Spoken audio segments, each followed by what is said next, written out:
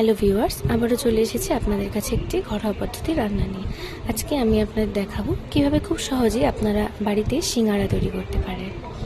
প্রথমে আমি ময়দা, তার মধ্যে পরিমাণ মতো চিনি, লবণ এবং সরষের তেল, খাবার সোডা দিয়ে 1 থেকে 1.5 ঘন্টা আগে মেখে রেখেছিলাম। এরপর আমি কিছু আলু ছোট ছোট করে কেটে নিয়েছি, টমেটো ছোট ছোট করে কেটে নিয়েছি।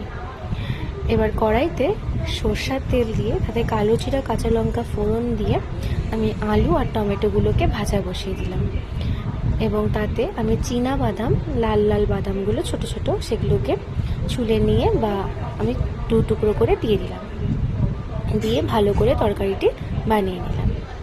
তরকারিটি বানানো হয়ে গেলে এবার কড়াইতে আমরা রিফাইন তেল দিয়ে দিলাম পরিমাণ মতো, যতটুকু ভাজতে লাগবে একটু বেশি করে দিয়েছি। এবার সে ময়দা থেকে আমরা ছোট ছোট গুলতি বের করে নিলাম। গুলতিগুলো একটু ছোট ছোট করে নেবেন এবং আপনারা যখন বেলবেন তখন যেন পাতলা হয়, আস্তরণটা বেশি মোটা হলে ভাজা হবে না।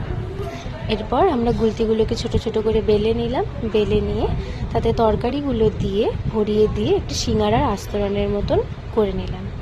করে নিয়ে এরপর আমরা তেল গরম হয়ে গেলে তাতে সেগুলোকে ভেজে নিলাম। ভাজা হয়ে গেলে আপনাদের